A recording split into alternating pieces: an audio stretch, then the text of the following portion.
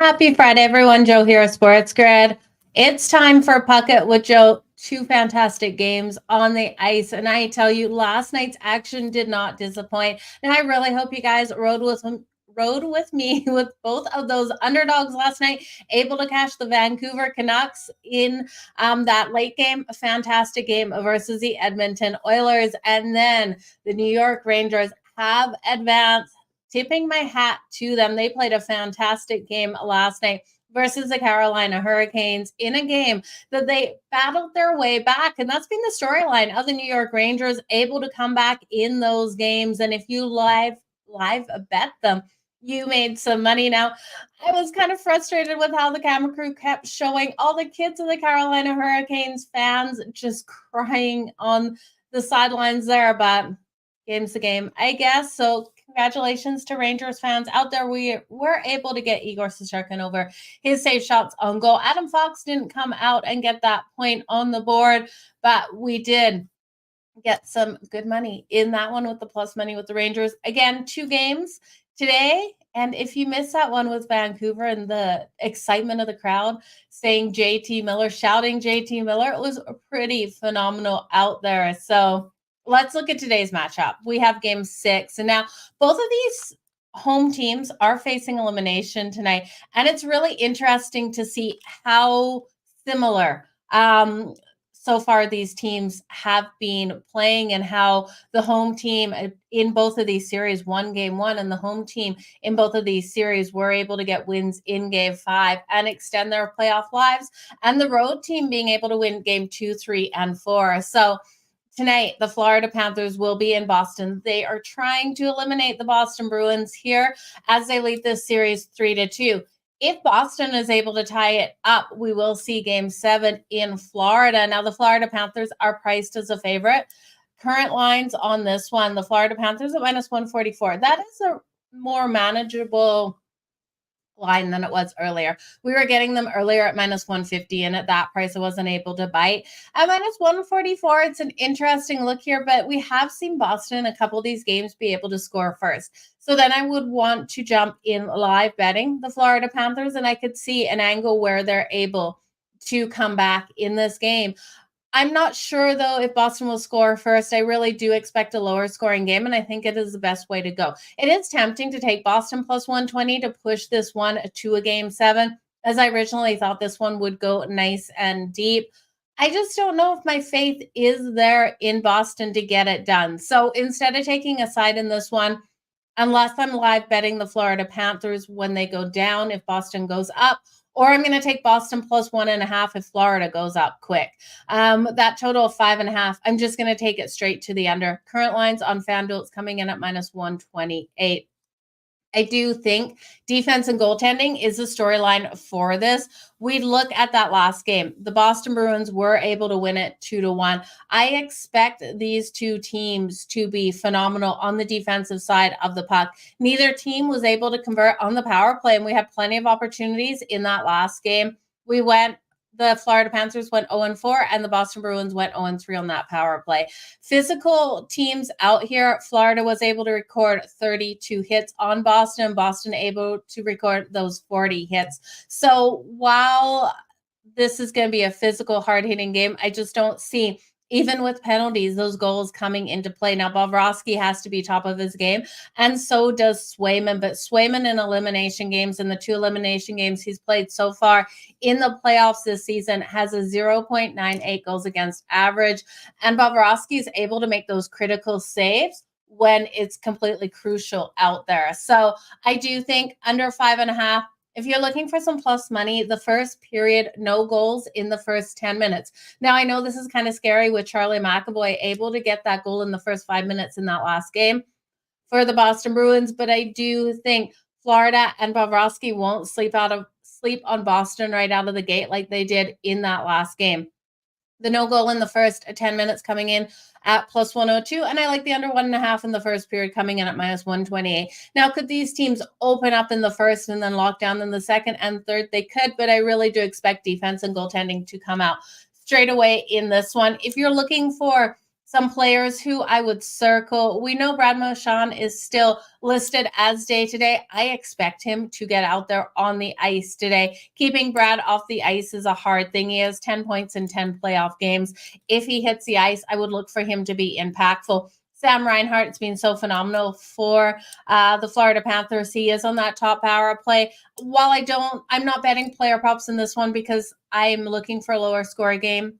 I wouldn't count out Sam Reinhart and Brad Marchand as long as he hits the ice here. So that's what I'm liking in the first game, you guys. Looking at that second game out there between the Dallas Stars and the Colorado Avalanche. Again, we have solid goaltending, but not the fantastic goaltending. And we have two offenses that are really strong. Again, the home team in the Avs is facing elimination. The Avs are a -120 favorite, though, in this one. +100 for the Dallas Stars. Total 6.5. Now, the 6.5 juice to the under at -130, which gives us the ability to hit that over at +106. I don't see these offenses slowing down any day. And with the Colorado Avalanche able to hit Jake Ottinger in that last game in Dallas, this offense has woken up just in time.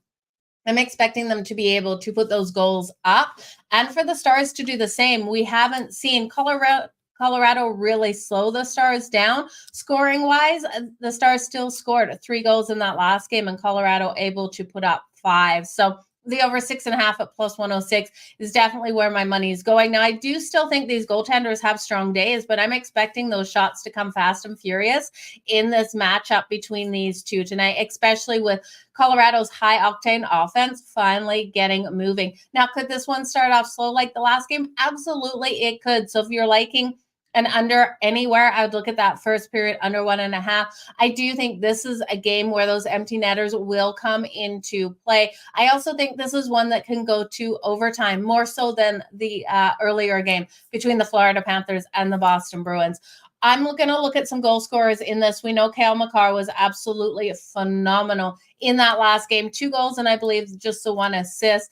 I would look at him again for his points tonight.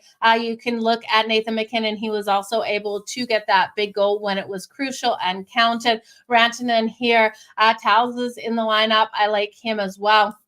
And when we look at the Dallas Stars, Chris Tanev, and talk about the heart of NHL players. He actually left the game in the last game for 2 shifts and only 2 shifts to have one of his teeth yanked out of his mouth and still got back out there. So he will be out there on the ice, probably a little sore still in the mouth, but that's not going to hold any of these hockey players off. And that's what I mean about Brad Marchand here of the Boston Bruins. If Chris Tanev can come out after a couple of shifts after having a tooth extracted, there is no way Brad Marchand for the Bruins isn't hitting that ice tonight, but Tanev will be out there. Rupe Hintz is questionable, but I expect him to get out there on the ice. Now, in that last game, I cautioned you guys about taking Wyatt Johnson again. He became the most popular bet on FanDuel last game for that anytime goal. We know it didn't cash.